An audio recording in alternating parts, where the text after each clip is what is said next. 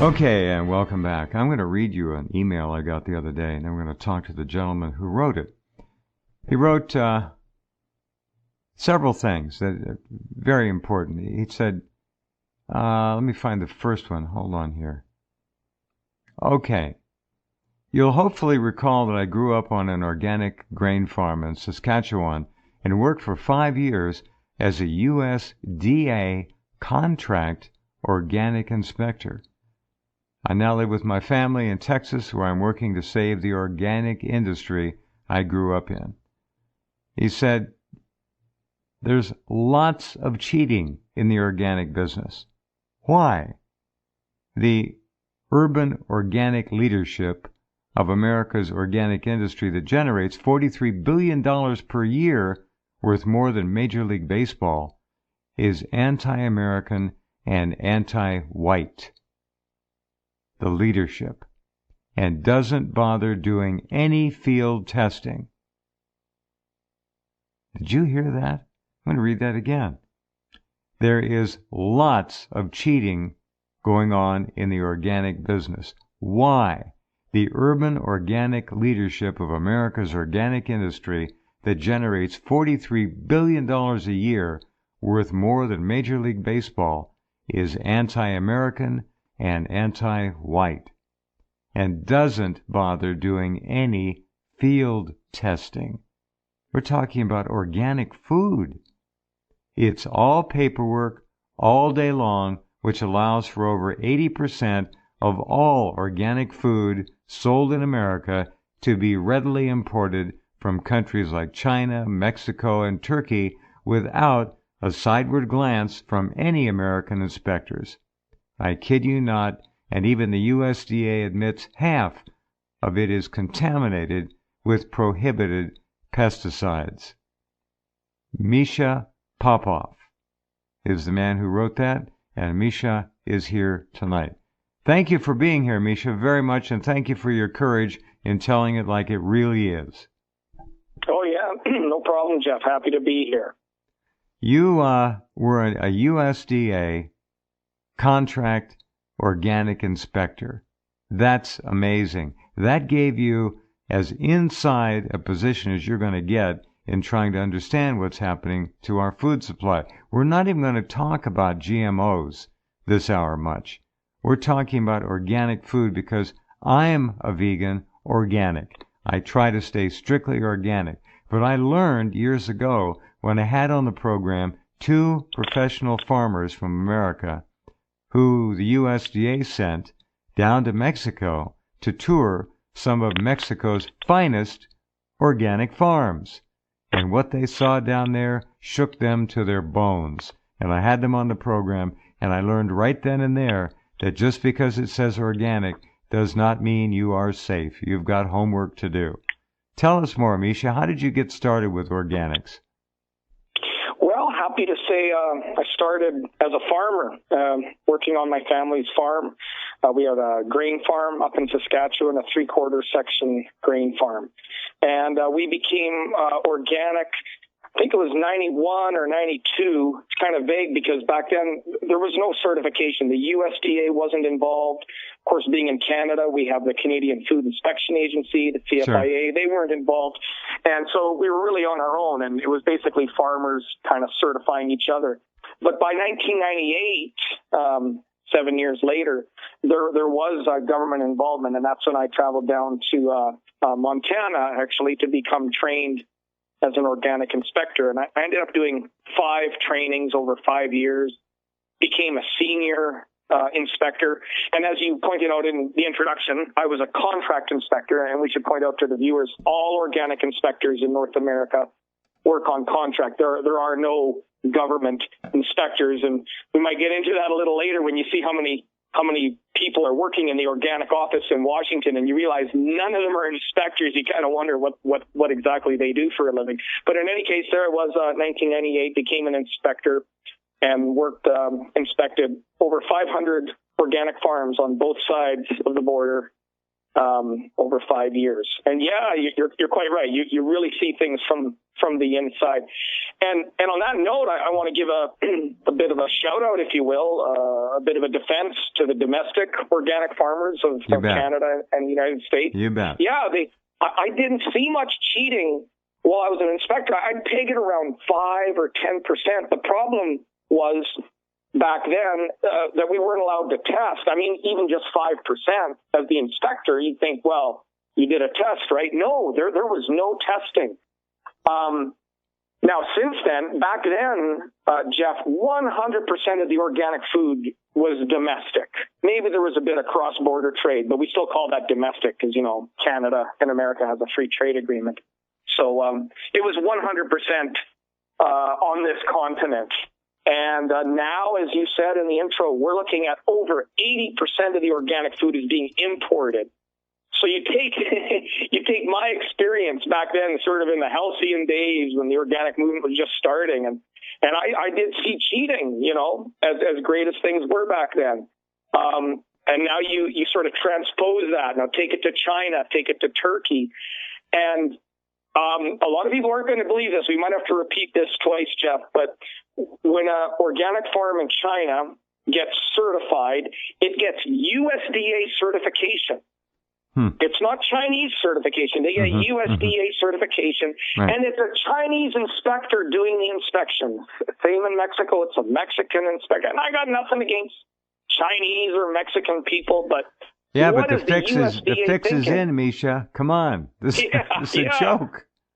It is. It's a complete joke. And for the USDA to allow that, to say, oh, yeah, and basically what happened was there's a body in North America.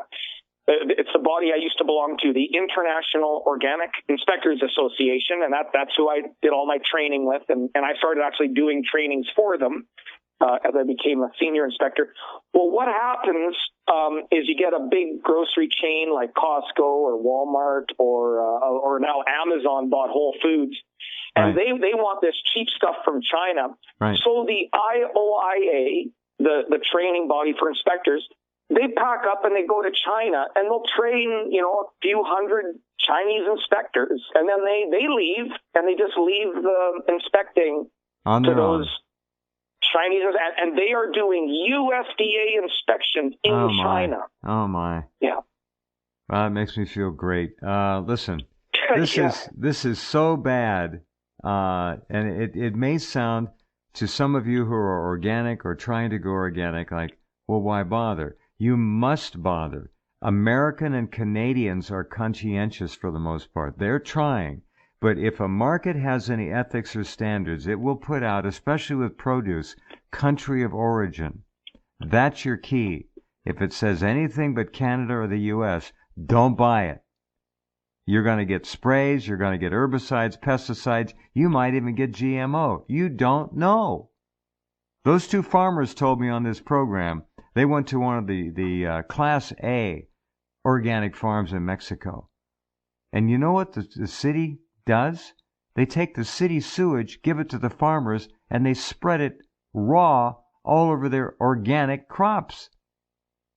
That's how they fertilize their crops, with their untreated city sewage. It's no joke. Yeah. You know what these two guys did? One of them, he actually was in charge of the national hotline for American farmers who were contemplating, considering, and maybe implementing suicide. They were suicidal, and they had a hotline, and this one guy manned it, and he told stories about that too. But okay, so here we are. Latin America, Mexico, Central America, organic. Forget about it. They use sewage almost invariably to fertilize. All right? So American organic, Canadian organic, you've got to insist on that when you go to your stores. That's me. Yeah. And to be fair, that was really what was being pitched the whole time. I mean, weren't we being told? I was being told we're going to save the family farmer in North America. Yeah. And that's just gone out the window. Mischa, what was your training like? How good was it when you began working with the USDA? Did they really train you well? How was it? Well, Now remember, it was the IOIA, the International Organic Inspectors Association, and anyone can look up their website. It's ioia.net. They do all the training. So the USDA is really, pardon the pun, but they've farmed it all out to the private sector, and so that's sort of a good thing. And I'm always proud to say I never worked for the government and I never trained with the government. So there's IOIA, but then IOIA, they dropped the ball and just sort of handed the keys over to all the foreign nationals. But to answer your question, the training, well, first of all, there was no testing, and it wasn't until my fifth year when I began organizing trainings for other rookie inspectors. I insisted that we put in a training for what's called sample collection and chain of custody. Once you collect a sample, it's kind of like at a crime scene. It's not good enough to collect the sample. You have to make sure it doesn't get contaminated, and then you have to keep it sealed until it gets to the lab. So I instituted that in my last year. So not to blow my own horn, but then the training was great, Jeff, once we started that. Now, IOIA has maintained that ever since.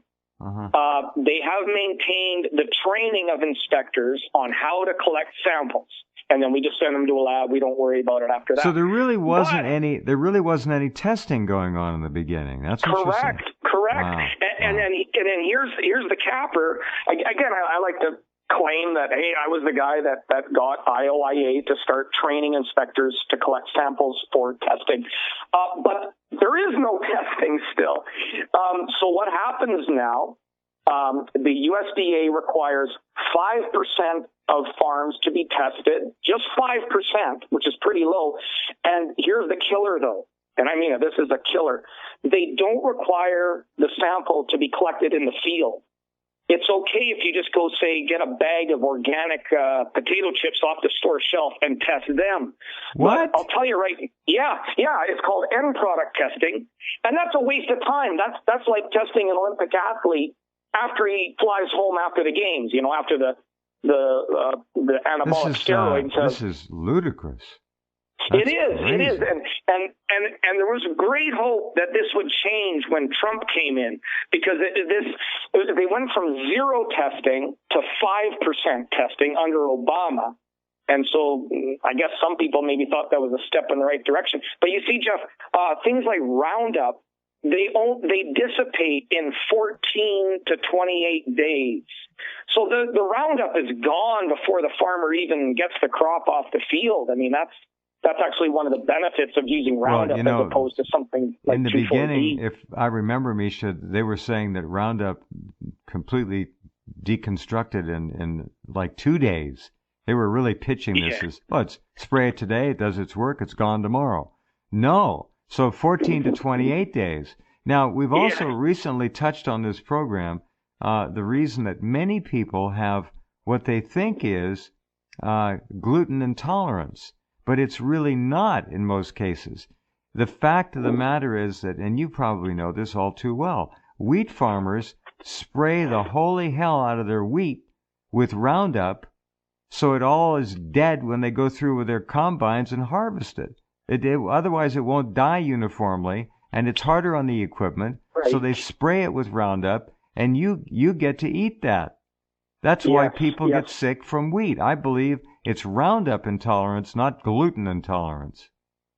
Yeah, that's called desiccating the crop. And you're right, Roundup is commonly used for that, probably more so than any other herbicide. Yeah, and the problem with that, as you just nailed it, is you're so close to the eating of the food. I mean, if you spray a crop, a lot of spraying is done before the crop is even planted, if we're talking about conventional farming. And even organic farmers use natural sprays. But a lot of that happens before the crop is even planted. But when you're desiccating a crop, you're so much closer to the eating of it. And here's the clincher on that. So if it's feed for livestock, you're not allowed by law to feed hay that was desiccated to livestock for 30 days. But it's okay if they harvest that and get it to humans. It's okay for the law only exists for livestock because they know it can cause pregnant cow to abort, to spontaneously abort. Oh, this is so outrageous. This is outrageous. It's horrible. And now, to be fair, it's unlikely your wheat is going to get through the flour mill and baked into a loaf of bread in that 28 or 30-day period.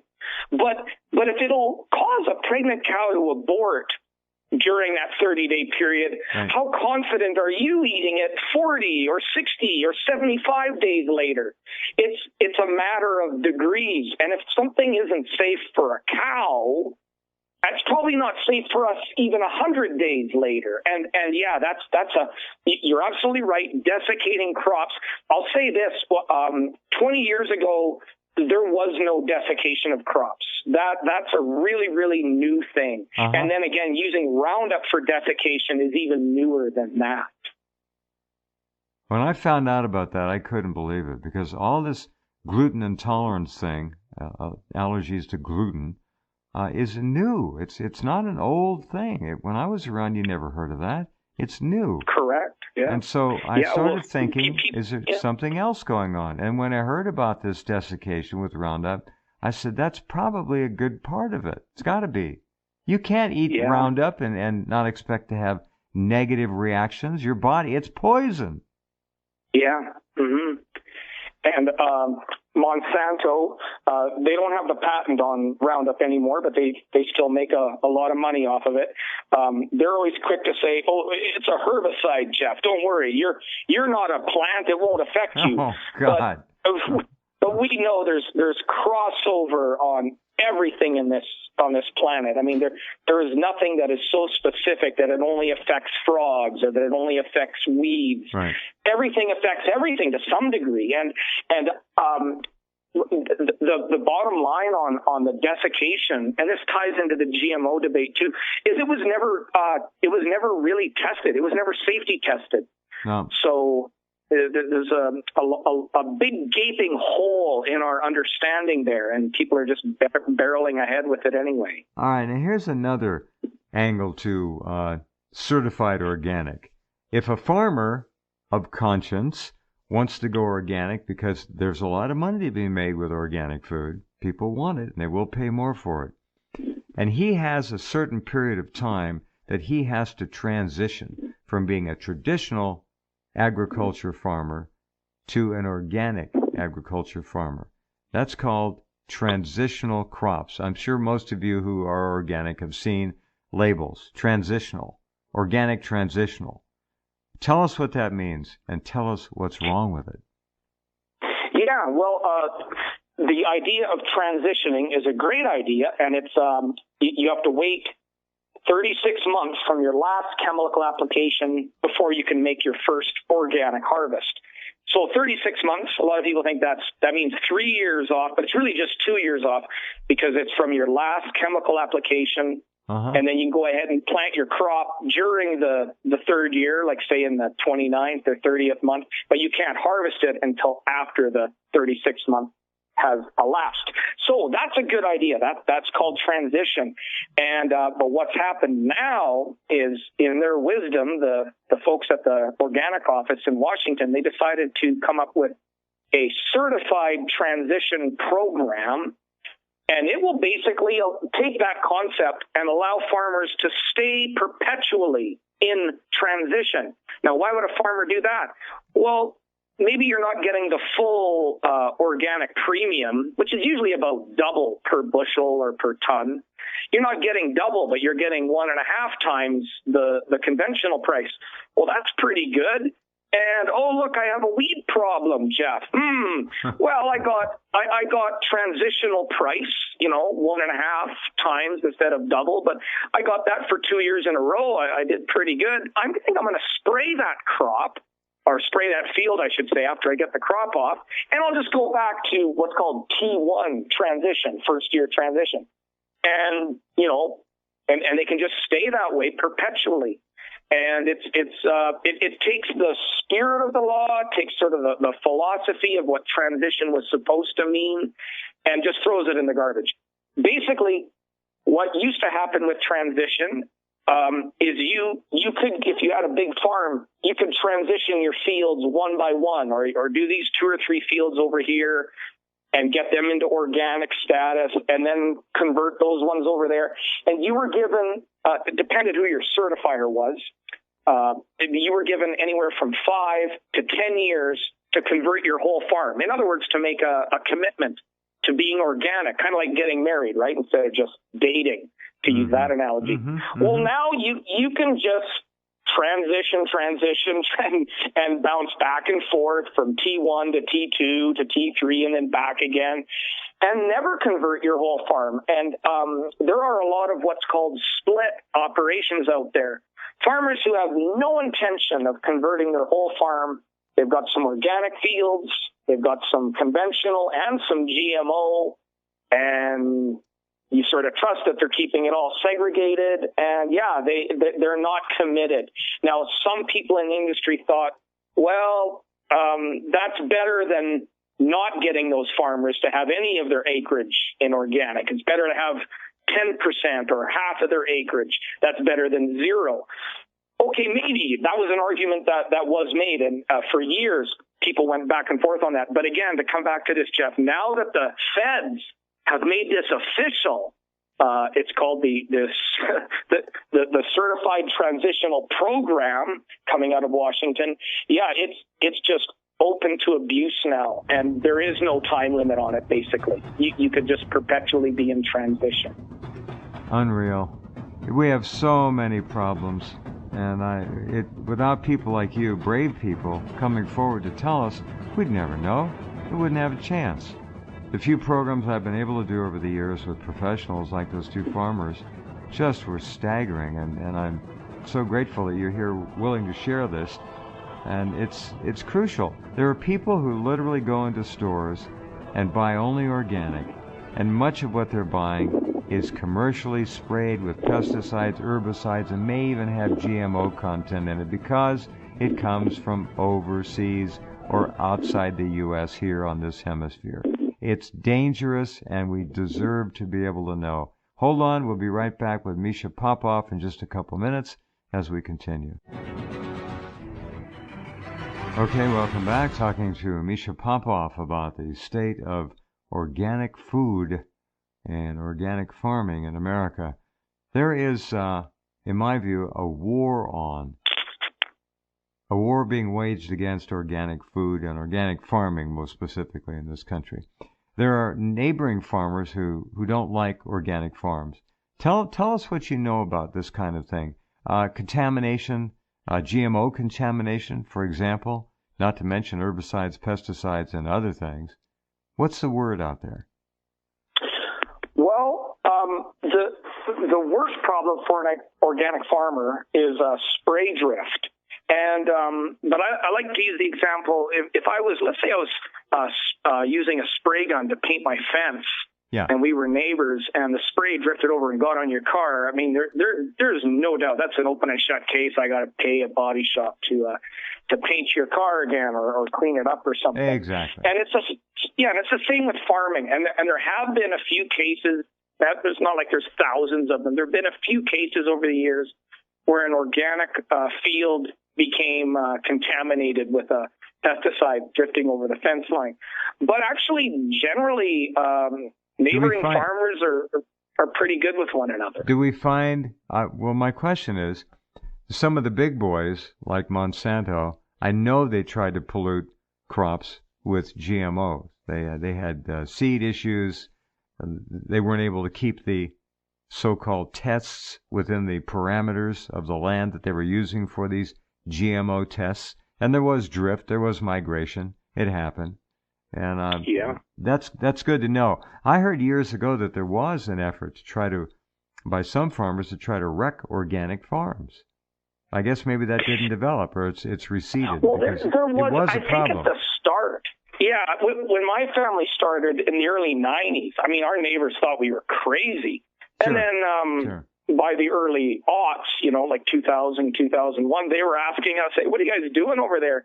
And very few of them, but some of them did then sort of take the idea and run with it, and they started converting their own farms So then I see more of a cooperation. Where the problems arise is in these foreign countries, Jeff. Yeah. And you don't even have to worry about contamination, although I'm sure that's a problem, but the problem's much deeper. You have to worry about the fraud right on the farm itself.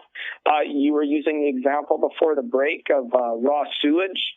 Even if an organic farmer in some far-off land is following the rules, because you're not supposed to have any raw sewage in organics at all, Right. Totally forbidden, no matter how well it's processed or composted or anything.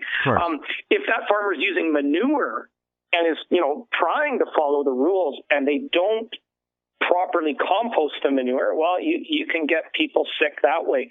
And a New York Times article, not some evil conservative article on your website or something like that. I don't mean to use the term conservative, but you know what I mean. No, It was the good old mainstream New York Times, Jeff. They admitted that the rate of foodborne illness is double that for organic food. In other words, there's twice as many problems caused by what's probably improper manure composting. So here I am on my soapbox, pushing for field testing. And, usually people think we're talking about testing for pesticides, and we were before the break. But if I had my druthers, the way I would do it is first I would test to make sure the manure is fully composted. And you just do a soil test. And that's like $25. That's a cheap test, the test for feces in soil. Very, very inexpensive. Then the second thing I would test for is prohibited pesticide residues in the crop. And then the third thing, if you really want to get fancy, is to test for the added nutrition we were always promised. Mm-hmm. And it has been proven again and again that if you're using proper compost, you do get a better nutrition in your food. And so that would be the third thing to test for. In fact, that's the bang for your buck you're supposedly paying for when you buy organic. Some people try to say, no, you're paying to preserve the land because the organic farmer is being more environmentally friendly. That's arguable, actually. I mean, there's a lot of full-on conventional farmers out there. They've been farming the same fields in Europe. They don't use GMOs in Europe, but they use all the other chemicals that we do. They've been farming those fields, Jeff, for 1,000 years or more. Sure. Again and again, every year after year. And, they occasionally have a fallow year where they let the crop rest. But in the last 25 years, we have what's called zero-till farming, and there's no fallow, and they're doing that in Europe.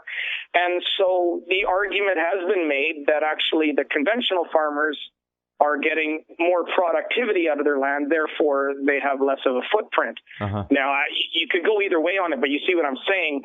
To just assume, well, I'm buying this organic carrot because it was grown in an organic field, which is more friendly. No, Jeff. You're buying that carrot because it's supposed to be better for you. Correct. You're the consumer. You're not the environmental savior of the planet. When you pay for something, you better get something in return. So I vehemently push for that third test, which is the added nutrition. Very good, very good. Okay, let's go back to China, for example. You go over there, you train, a couple hundred farmers? Well, inspectors. Inspectors to go out on the farms and check. And they're the ones who make the determination that, yes, someone has met the criteria and can indeed declare their crop to be organic, and it can be shipped to the U.S. for consumption after being so labeled organic in our stores here. Yeah. All right. Now, these inspectors, they couldn't possibly be open to bribery, could they? Well, it's worse than that, but you really hit the nail on the head. If an inspector here in North America gets caught taking a bribe, he won't just jeopardize his career. He could go to jail, right? But over in China, who's watching? And if you bribe, you bribe the inspector, and maybe you're worried that some official is going to find out, well, you just bribed the official. And so it never ends. But especially, that, Jeff. Mischa, hold on. Especially if that food is headed knowingly to the U.S. They don't like us over there. So what the hell? Yeah, who cares about those Americans if they want to pay twice as much for this Remember stuff? when they were putting melon in their melanin Yes. in the? Yeah, okay. Yeah, no, none of that milk. That was pet food. None of that.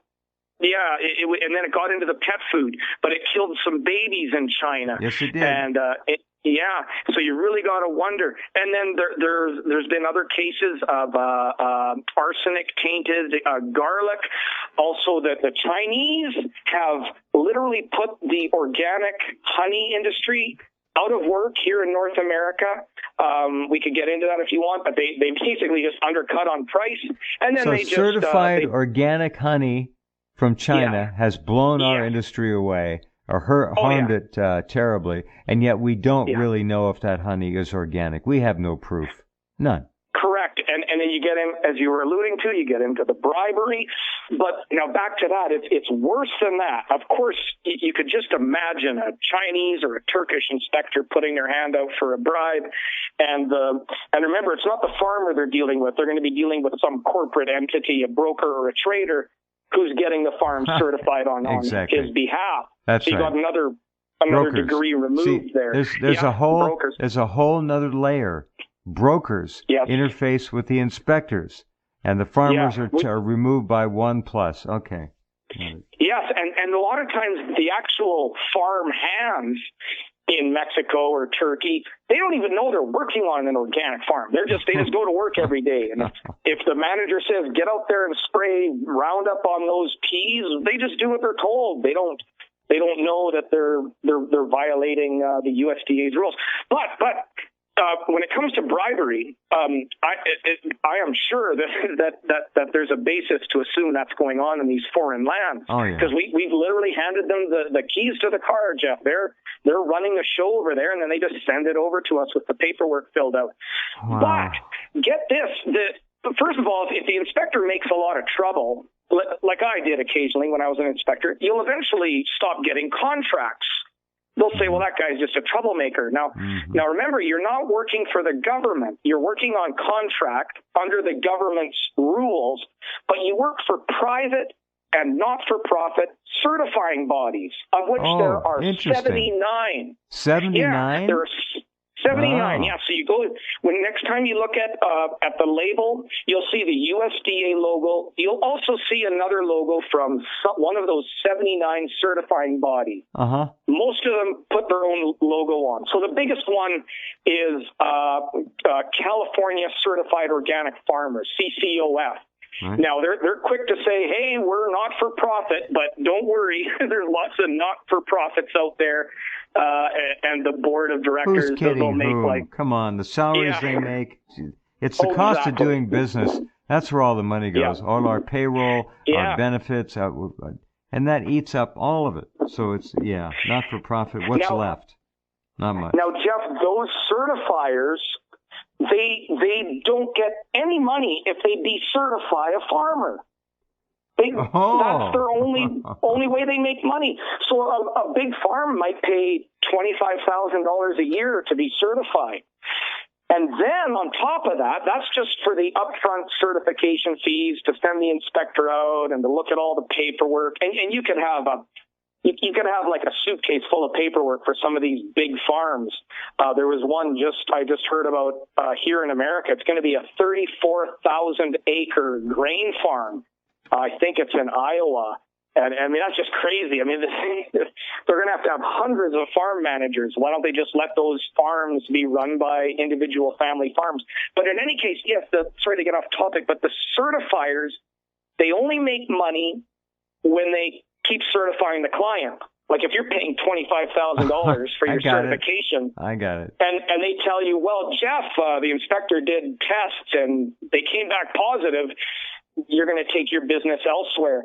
Not only that, the certifiers, after all that's done, they make a royalty, Jeff, a royalty of 1.5% off of your gross revenue. How the hell is that remotely ethical? Come on. It's not. It's like a policeman getting a royalty for the speeding tickets he handed out. Except in this case, they're not handing out speeding tickets. They get the royalty for not handing out speeding tickets, if you follow. They get the royalty for letting you sell your product to Whole Foods in America. They green light it, and they get 1.5% of your gross revenue. And so the example, just for your listeners, of your gross revenue. So if you're running your farm on a 10% profit margin, that'd be pretty good, they get 1.5% of your gross, which is 15% of your profit. And that's gross profit, ladies and gentlemen. That's amazing. That's amazing. All right, so we have inspectors here. Do we have brokers here as well? There's 2 layers. Yes. And is that the 79 different companies? No, and then there's the certifying bodies. They're called CBs, certifying bodies, and they're accredited. See, the USDA doesn't want to leave Washington, so they contract the work out. Literally, they don't want to leave town. They're too lazy. Correct. They don't want to leave. Yeah, there's about 50 of them sitting there, and so people always say, "Wow, 50, that's pretty small for the federal government." Yeah, but they literally do nothing because they're leaving it in the hands of the 79 certifying bodies, and then people like me, the contract inspector, we bid on the contracts with the certifying bodies, and then we win or lose contracts. You bid on the contract. Give me an example. You bid on the contract to go out and inspect farm X, Y, or Z. How do you bid on it? Correct. I don't get it. Well, they bundle them. They'll say we've got 25 farms in this area. Let's say we're around Medina in South Dakota. I did that one year. And it's 25 farms, so you peg it with your expenses, a few nights in hotels. You're going to decide if you're going to do 2 inspections a day or maybe squeeze in 3, then you can cut down on your expenses. And you basically bid on the contract. And years ago, it's 15 years ago since I did my last inspection, and it was about $220 per farm. You're looking at a 3-hour inspection per farm. So you could do 2 or 3 a day, depending on the distances. But you bid on that. They'd tell you we have this bundle of 25 farms. They'd send it out through email to all the IOIA trained inspectors. And you'd bid on it. And the lowest bidder, sometimes it wasn't just the lowest bidder. If there was some specialty things in there, like say herb gardens or nutraceuticals, you had to have at least a year experience doing that with a senior inspector. You'd go out and do an apprenticeship in a new area of inspections like that. So it wasn't just on price, but you are in the end bidding on the contract, and then the certifier is in turn trying to win the business of those farms, of each of those 25 farms, because they have 79 certifying bodies to choose from. Who gets the 15%? And then the certifying body gets the 1.5% of your gross revenue. It's not the inspector. Yeah. He gets the contract. That's his pay. That's it. Now, Mischa, and we are paid whether or not it's a good inspection or not. We get our pay, and There's no possibility, is there, that any of these inspectors or certifying bodies would be open to bribery? Is there? Well, it is state-sanctioned bribery right in our face. And then, yes, on top of that, you'd always hear rumors of more subterfuge type bribery. But again, when you go over to China or down to Mexico, I would defy anyone to try to explain to me why we can't just assume that bribery is happening all over the place. Well, you're foolish if you don't. And the upside to this, and there is an upside, even though our system is not flawless, the upside is that I want all of you to concentrate on buying American and Canadian certified organic. Don't buy it if it comes from outside those 2 countries. Bring the business home. Keep it here. Encourage organic farming by patronizing it. All right? Yeah. That helps. Wow. Yeah. Now, when you go out to do an inspection on a farm, what do you look for? You got 2 or 3 hours there. What do you do? Well, when I started in 1998, most of that 3 hours was spent in the field looking at crops. And so we're trained in what's called herbicide mode of action symptoms. And that's just a fancy way for saying you know how to tell if a weed was sprayed as opposed to a weed that just died from natural causes like drought. So that was part of our training. That was very useful.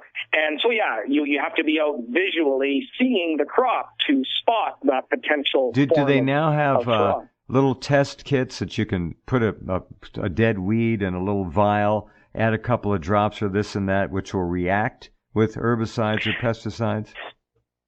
Well, no, see, the problem is there's so many herbicides to test for, which is why you want to collect a sample and send it to a lab. And remember earlier I was saying the most obvious test as an inspector I want to test for is uncomposted manure, $25.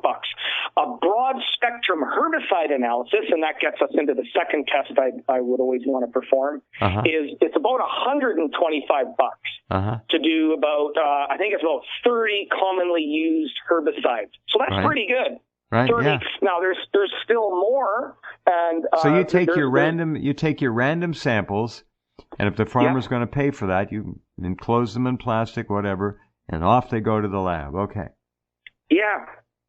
And but that's not happening now. I did some of that on my own. I did get some farmers who supported that idea. They would pay for such a test, so they could have bragging rights. They would get the lab results. They could keep them in their file, things like that. But really, the industry is not doing field testing as we're discussing. But anyway, no, there's no little sort of kit you can have out in the field that'll instantly tell you. It was all visual, and it still is just visual. But to answer your question, for the 3 hours, over the years, there was more and more paperwork, Jeff. And it got to the point when I was doing my 500th inspection around 2002, you'd spend 3 hours just doing paperwork, and then you'd rush out to have a quick look at you just randomly pick a couple of 3 hours paperwork per farm. Yes, that's how crazy the bureaucracy was getting, and I imagine it's just worse now. Oh, it only gets worse. What bureaucracy gets better, for goodness sake? Doesn't happen. Yeah. All right. Farmers, you're going to have to come back. I'm sorry, Mischa. Very sorry. Happy to. We'll do this again. Farmers in general, pretty ethical in this country and your country and former country of Canada. North American farmers, excluding Mexico, pretty ethical, or have you caught some real shysters? No. See, when I was inspecting, my suspicion level was hovering around 5 or 10%. And it's only now, and remember back then, 100% of our organic food was domestic. And it's only now that over 80% of it is being imported that my imagination just runs wild. I mean, it's the amount of fraud, and then to cap it off, Jeff, the USDA admits that they've done 2 separate studies. They did them both during the Obama years. 2 separate studies that showed 40 and then 43% of all organic food tested positive for prohibited pesticides. And to answer your question, I bet, I bet my laptop computer that none of those positive samples came from domestic farms. Maybe one did. But, I mean, I hope I'm not being mean to the poor Mexican, Turkish, Chinese people. And lies are lies. I don't care what culture you're from. Fraud, lies. Yeah. And when you're playing with people's lives, it's despicable. And I'm just urging all of you out there, if your organic food store does not display country of origin, especially in the produce and fruit section, you raise hell or you don't go in there anymore. And if it doesn't say U.S. or Canada, don't buy it. Real simple. If you're going to go organic, you have a right, a God-given right, to be organic. And if you want to go organic, you have the right not to be cheated and poisoned and toxified with fake organic crops. And a lot of this stuff is not just necessarily going to show up in the produce section. It gets canned, it gets bottled, it gets boxed. So you've got to look for country of origin, okay, on all labels. Mischa, we have learned a lot. Thank you very much for coming, and I do want to have you back here maybe in a couple of weeks, and I'll be in touch. Thank you. Sure thing, Jeff. Appreciate it. Great job. You bet. Mischa Popoff, and there you go. We want you to have the best advantage, all of you, to make the right decisions. Okay, back with more in just a few.